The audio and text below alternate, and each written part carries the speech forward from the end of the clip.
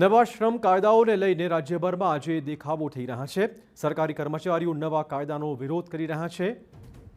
સુરત શહેરમાં પણ સરકારી કર્મચારીઓએ કર્યો હતો વિરોધ। ટ્રેડ યુનિયન આગેવાનોએ કલેક્ટર કચેરીએ દેખાવો કર્યા હતા।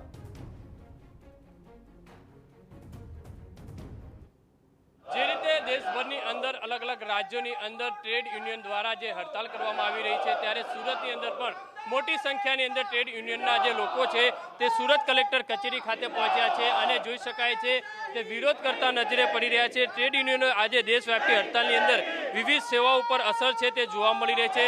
600 જિલ્લાથી વધુ જે લોકો જોડાયા છે।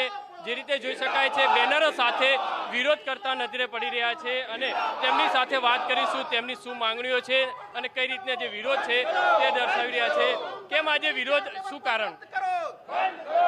સરકારે જે 42 જેટલા લેબર કાયદાઓ અબોલિશ કરીને 4 નવા લેબર કોડ સરકારે દાખલ કર્યા છે એ સંપૂર્ણપણે માલિકોની તરફેણમાં અને કામદાર વિરોધી છે અને આઝાદ ભારતને ફરી પાછું ગુલામી તરફ લઈ જવા માટેનું સરકારનું કાવતરું છે।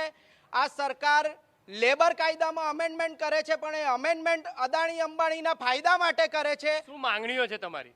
અમારી માંગણીઓ બહુ સીધી છે। સૌથી પહેલી માંગણી કે આ 4 લેબર કાયદા જે સરકારે નવા લાવ્યા છે જે એ 4 લેબર કોડને અબોલિશ કરો અને જૂના બધા લેબર કાયદાઓ ફરી પાછા બહાલ કરો। જે પેન્શન છે તે મિનિમમ પેન્શન 26,000 રૂપિયા સુધીનું લાગુ કરો અને મનરેગાની અંદર જે સરકારે અત્યારે અમેન્ડમેન્ટ કર્યા છે, ફેરફાર કર્યા છે, એને કેન્સલ કરીને જૂની મનરેગાની યોજના લાગુ કરો। જે રીતે જોઈ શકાય છે કે મોટી સંખ્યાની અંદર જે લોકો છે તે બેનર સાથે જે જોવા મળી રહ્યા છે અને વિરોધ છે તે કરતા નજરે પડી રહ્યા છે। બીજા કેટલાક લોકો છે તેમની સાથે વાત કરીશું। કેમ અહીંયા પહોંચ્યા, શું વિરોધ તમારો?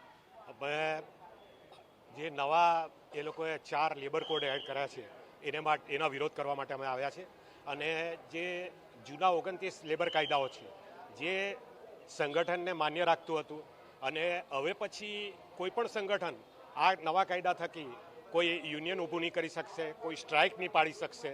એટલે અમારી ડિમાન્ડ એ જ છે કે જૂના કાયદાઓ પાછા બહાલ કરો। શું કહેશો, કઈ રીતની મુશ્કેલી પડી રહી છે અને આજે વિરોધ દર્શ? મેઇન અમારો વિરોધ એના માટે જ છે કે 4 નવા જો લેબર કોડ આવ્યા છે એ ટોટલી મજદૂર વિરોધી લેબર કોડ છે। એ લેબર કોડની અંદર તમે જોઈ શકો છો કે એ જાહેર જનતાને વસ્તુની ખબર જ નથી હોતી, કારણ કે એમાં ફિક્સ વેજીસ પર કર્મચારીઓ લેવામાં આવે છે, જ્યારે કાયમી નોકરી જે નોકરી માટે કર્મચારીઓને લાઈફ ટાઈમ જે સુવિધાઓ મળે છે, જે એ લોકોને સાંત્વના મળે છે કે ભાઈ નહીં અમારી નોકરી સલામત છે, એ બધું પેશન્સ એ લોકોનું જતું રહે છે અને પેશન્સ જતું રહેશે તો એ લોકો કામ કઈ રીતે કરશે? અને જો ટેમ્પરરી કર્મચારી લેવામાં આવશે તો એની અંદર બેંકો કે કોઈ બી સંસ્થા હશે ગવર્મેન્ટની તો એ કેટલી સુરક્ષિત રહેશે? જે રીતે જોઈ શકાય છે કે મોટી સંખ્યાની અંદર ટ્રેડ યુનિયનના લોકો છે આજે બેનરો સાથે સુરત કલેક્ટર કચેરી ખાતે પહોંચ્યા છે અને વિરોધ પ્રદર્શન છે કરી રહ્યા છે, કારણ કે જે અલગ અલગ જે માંગણીઓ છે તે એમની જે છે કે 4 જે માંગણીઓને લઈને વિરોધ દર્શન કરી રહ્યા છે અને આવનારા દિવસોની અંદર જો સરકાર દ્વારા કોઈ ચોક્કસ નિર્ણય કરવામાં નહીં આવે તો ઉગ્ર આંદોલન છે, વિરોધ પ્રદર્શન છે તે પણ કરી શકશે।